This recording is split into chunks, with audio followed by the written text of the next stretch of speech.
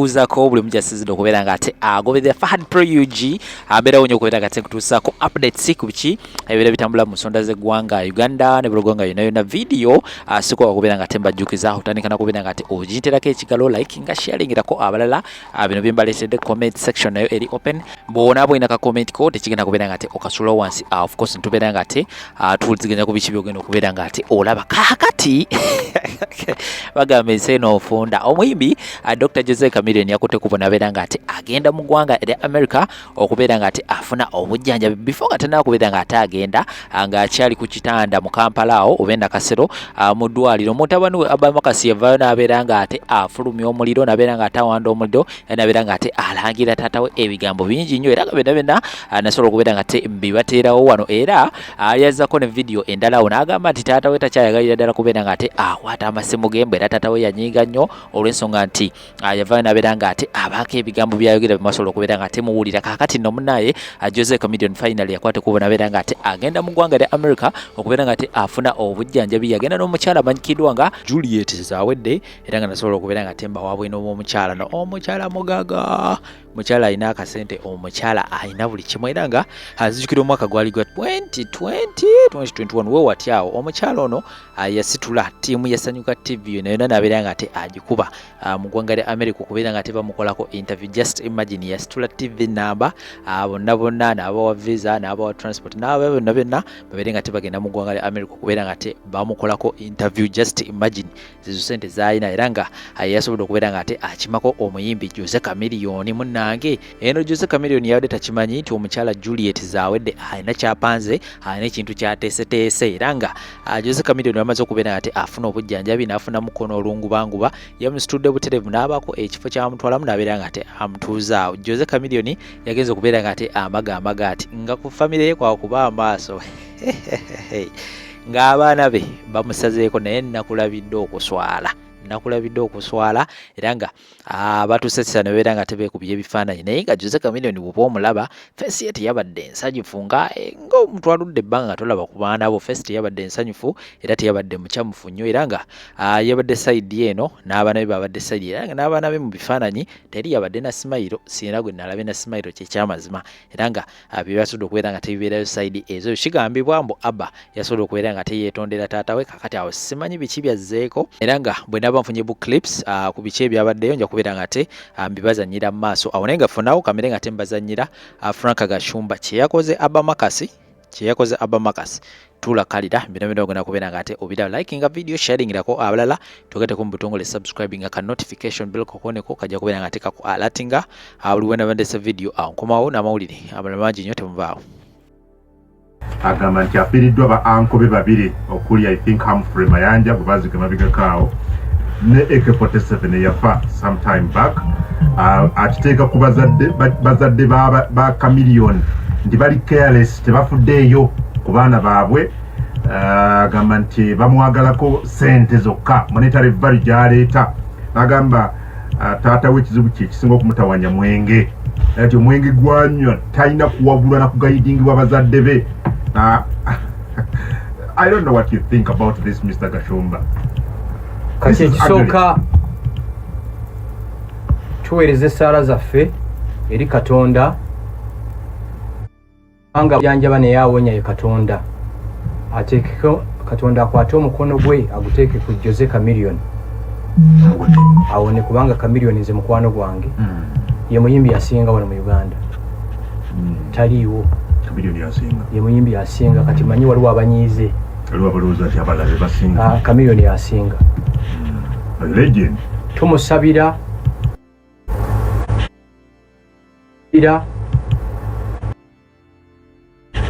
ne bw'aba asuuse akyuseemu obulamu bwa livinga yes Chameleon muganda wange Chameleon namumanya 2001 era leero njagenda mu ddwaliro mulabeko okiwulira omwana mu byayogedde ekituufu yes Chameleon yajjayo erinnya yes mu buli family wabeerayo omuntu bwatyo mu buli family Museveni yaliyo wava muno yalimu yaabwe ontegeera mu buli family mulimu omuntu bwatyo ekyo don't doubt him don't doubt it. Yabatamala omugenzi ye yaliwo. Yamwami Gashumba Frank Gashumba yaliyo. Yange nze ndiyo. Wali abalala botamanyi. Then kati awo mbamba manyi. Because gwe manyi yajeyo family. Okay. But siri at liberty. Sola kujajinga chameleon ku mwana byayogera ate sola kujajinga Danera kubanga bombi sibawulirizanga. Naye kungu simanyi nti oba wali ebiseera amakaba galina challenges families nga kakati. Eggulo nabadde ndi mu office a stray phone call omukazi nankubira simu. Tata Peter naye lwaki tolabirira mwana? Omukazi n'awalabuka okumala eddakiika nga 2. Nawuliriza. Nemugamba munnange sinze Peter. Kyolimba yeggwe omwana gwe watuzaalamu wabiziza myaka 7. Nemugamba maama gwani? Nange asigwe Peter. Tyaa. Nambuulira nyina omwana myaka 7, maama wange teyeyamba, nange ndi bubi. Mwana mulwadde. Nemugamba omanyi eno simu gyokosa smartphone tya katikitiki. Nemugamba funa mukwano gwa ina smartphone you WhatsApp me now WhatsApping. Nemubuza can you call me? Yes nankubira. Nemugamba can we do a video call?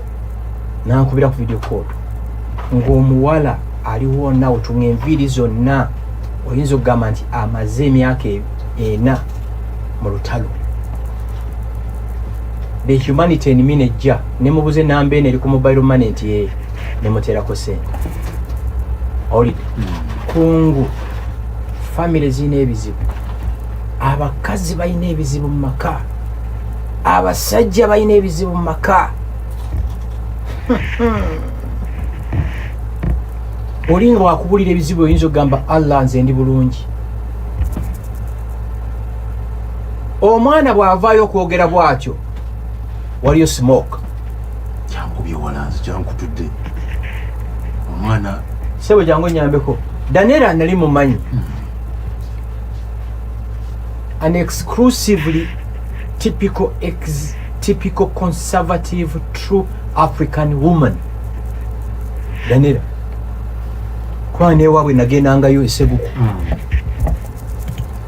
Naye mbasaba family ya chameleon, family ya Danera ne ya Jose Chameleon mulwane nnyo nga bemusobola mujje ebintu mawulire. Naye omwana ono enjogera gyeyogedde ng'alinganga empologoma ebadde ensibye ku lujegere. sagana kwa society na family ya tata wange. Ochuli nga kitegeeza they know a lot. Tusabira Chameleon Katonda amusuusi. Ne tusabira Chameleon akyuse lifestyle. Chameleon yayinza otufa akenja. Senga takyusa. Omwana ayogedde ku mwenge. Mwana genze ekitawani tata wange mwenge. Yes, omwenge gusa abantu baffe nawe bomanyi.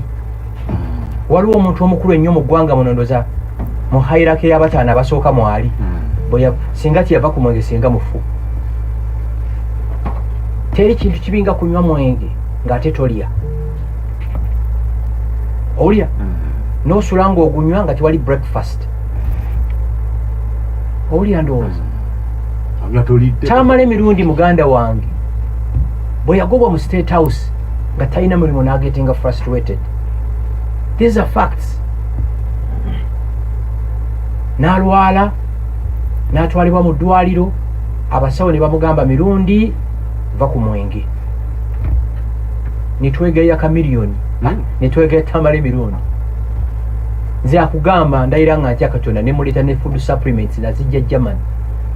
Mirundi naddawo n'anyirira ng'agoya amateeka geki olwokuba yali so frustrated n'addamu okunywa ki mwenge. Ate kino kizudde abasajja abalina abakazi 2 3 abeera mu balance bw'ati. Omukazi amanyi B yamulabiridde, B amanyi C yamukoze eki abeera obeera mu bbanga bw'oti. Ngenda mulabe leero Jose nenkwebaza Chameleon okugaana bano principle okujja okulaba Kyagulanyi ekyadde kibututte Nakasero kukeneka chameleon Kyagulanyi oba oyagala nnyo chameleon lwaki wamuwa kaadi ya bwa meeya we Kampala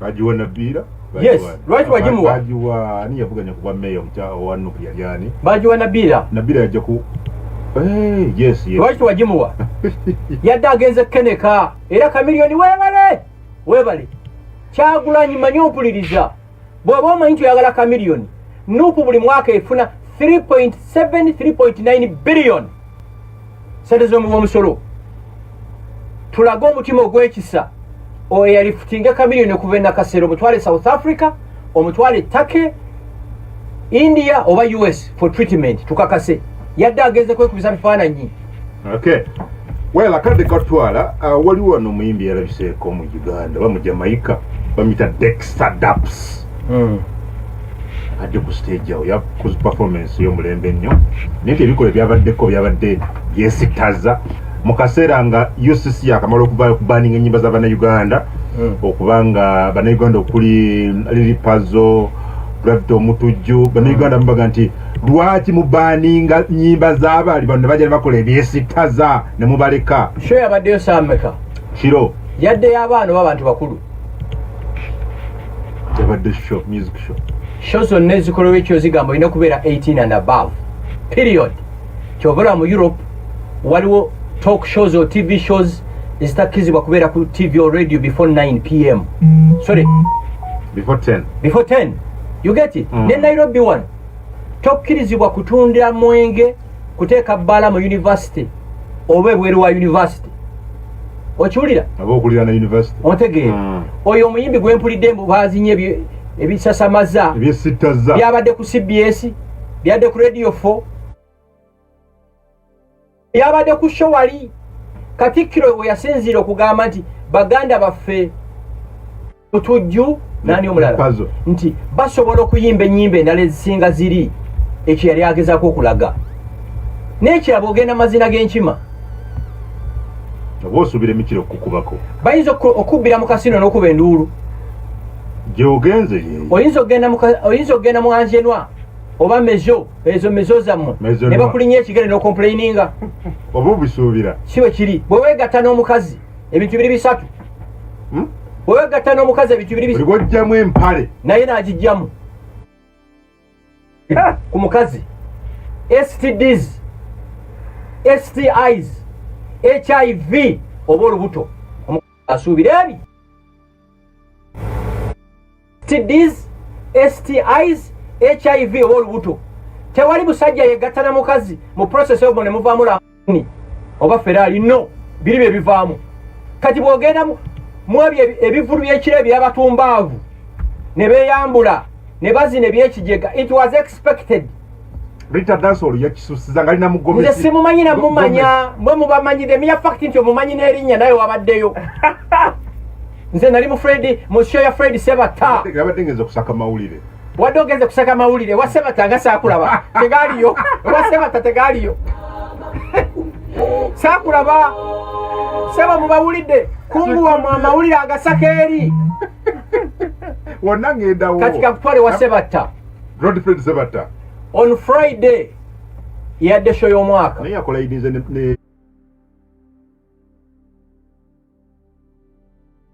Sebata yatukubidde show gyesirabanga ennyimba ziri original ffe twakula tulya Sebata za Mariam Big mukwano gwange my daughter thank you so much Big thank you so much nti walowooza Sebata ne bwafa enkya agenda kufanga musanyu namulabe nga n'amaziga gabula muyitamu essanyu bakubye lukoba ku lukoba ekyo ekyasanyusizo kimanyi 65% abadde mu sheri ba Gen Z abaana abato bavubuka abato ekirala nga 60% bavandimu be babaddemu tuwababaze nalabya nze mbalabirawo emisayi gyaffe gyesika twemanyi magnet njagala mulabe video abantu adde bagenda okuwa Sebata omufuwa sente abakyala bali ab'ensinga empanvu nga kikulaga nti bondi ya Buganda n'abavandimwe eri deeper. So big thank you so much. Mwena ba sponsors nawude ne General Sale yakibaddemu. General Sale, thank you so much okuba nti mwali organize Sebatta. Yes sebo General Sale nkuulira ogaba ku mmotoka. Ne Sebatta mumufunire ku mmotoka ensajja mwatambulira. Ne Sebatta bamu ku mmotoka. General Sale baka mumutuuse. Yes, mumuwe emmotoka etambulirwamu temumuwa wish. Awuliriza radio General Sale. General Sale tukwegayiridde Sebatta mumuli organizing mumuwe emmotoka ensajja mwatambulira. General Sale Sebatta muwende petrol station kwa inanga okunywa amafuta paka lwaliva ku nsikunu. Okay. Kwa yatuyimbidde nyimba sio yatunyumidde. Okay. Yes. Well, ngana tufuna amasomo kubanga gandi bubi wana abantu bantabukise ko bali mukubagala kuberanga bogerako naffe. Naye nga omukwano gwo ba munabya bufuzi ku mukulu Frank. Banange yali mbaka wa parliament. Banna Uganda sinza kukosa nti ntwala omukisa guno nenako nyingi mbabikira mukwano gwaffe Dr. Frank Nabwiso. Dr. Frank Nabwiso omusajja azaalibwa mu Busoga. Beba kugamba abasajja adde basinga abagezi wano mu Uganda ne East Africa ye Dr. Frank Nabwiso. Kitalo nnyo abadde mukwano gwange nnyo nno nga yakomeza kitalo nnyo. Kitalo nnyo unfortunately ne mukwano gwa Dr. Kiza Besigye tajja kumuziikako kubanga Dr. Kiza Besigye bamulimaanize paka January. Nabagamba wano nabagamba simulida oba chairman wa court marshal ye Yoweri Museveni akyogera ntuluza nti tekijja kusoma nebo munaleeta baloya ne mubajja mu buli continent tebajja kuwangula musango wa Dr. Kiza Besigye mu court marshal. Okay. To someone, a senior six vaquist trying to make some money. Kolo omwana wa senior six vac kolo omulimo gwonna oguli mu neighborhood yo toyisaamu omulimo gwonna amaaso ekiriwo kyoba okola omulimo ne baguba mu jama kasita banka kasotwala sente mu banka teziba njama omulimo ne baguba guunya olusu sente teziwunya lusu. Ekirala abo abajja okutuniyako ba obizibo ba ogizibo mulwaki okola emirimu bwe gityo ate nkyabe bajja okujja okwagala okwewolako sente. Okay. Sabo Muko, you're smart. Bambi, that was my guy Nabwiso. Rest in peace. Kitufu nnyo tebasobola kuwangula. Uncle Gashumba, we trust you. Kekale mwebale nnyo abali ku Mr. Gashumba, I wish on time you give a handshake because I like your words. Mpozi soko musemo wao. Next year bwe tuba tutuseewo January tulina ekintu kye tugenda okutegeka. Njala muyize nnyo radio. Omanyi bantu bangi tulina ebitone ebiyiiya abalala ne babikopa ne babyonoona. Tulina ekintu tugenda okutegeka next year mu January. Inshallah. Yes. Inshallah tusabire. Era namwe mwenna abaana abali mu senior 6 vac abawala mwenna ababuliza abakyala muteekengako radio 4 radio 7. Yes. Inshallah tujja kuba fenna nga tuseeyo ane kapite ku masimu. Hello Sebo obanyabo. Radio 4 Uganda. Konsunso zikwolya nyono Sebo. Ono Bobi Wine kabukuru. Yes Bobi Wine. Ndala program yo Sebo ne mwaka Gasimba. Okay. Naye twanga Simba ye ayogera ku abana Uganda naffe tuli bangi twetaaga mirimo. Naye abantu abanyarwanda babe e Rwanda ne badikira ate otanga begamu ate bakola emirimu gya Kristiani badde abana Uganda balali bakola. Nze munyarwanda naye nazaliwo eno Uganda. Naye bali bateekako presa. Sebo awugyeko Sebo ogambye bannansi ba Rwanda bajja wano ne bakola emirimu naffe abannansi naffe bananyinimu kyandi badde tukola abaana nkyali muvubuka myaka 35. Okyali ki? Muvubuka myaka 35. Nga be batema amanda ewuwa we bakola buli kimu banna kakati yo njala omuddamu ate nga Rwanda wali emirembe sigamba nti wali ositalo owaayi osangibwawa nze Masindi ono. Masindi njagala otwawule waliwo bannansi ba Rwanda bawayita Rwandans. Those ones. I'm talking to those ones. Banje Masindi. even not only in Masindi. No more kuka Buganda. No more Linda kaka. No more genda everywhere. Kakati. Osanga mvude Rwanda. Kakati gwe debate ojonoonye. Abalungi abatuwuliriza era abatulaba olunaku olwaleero tukyaddeko ewa Sheikh Asiraf Dembe. Sebo sanyusa okubalaba amannya agange Seeka Asiraf Dembe akola ku bizibu by'enjawulo. Omuntu singa aba alina ebirwadde musomereddwa tunywa amazzi ga lukuya nga bw'obadde ogalaba tugenda abantu ku kyoto ne twokya emizimu emibi egibabaamu n'okulomba edduwa. Abantu singa abeera ng'ali wano atuuse nsobola okumulombera edduwa ne waba atatuuse nga mpadde amannya ge naye ng'ali wala. Neetaase enamba yange yeeno eri 0707363711. Nammwe bannyinaffe abali ebweru mweyagala okuba nti oyagala okulombera ku dduwa ng'olina ebizibu viza zibuze amaka gakolongotana sente zikola zimpita mu ngalo ojja kumpeereza ekifaananyi kyo n'amannya go ebyo byokka bijja kummala nja kulombera edduwa ojja kutereera. Olunaku olusembayo mu mwezi mba n'edduwa eyawamu ffenna n'abalwadde bange abakadde n'abapya. Salaamu alaikum warahmatullahi wabarakatuh.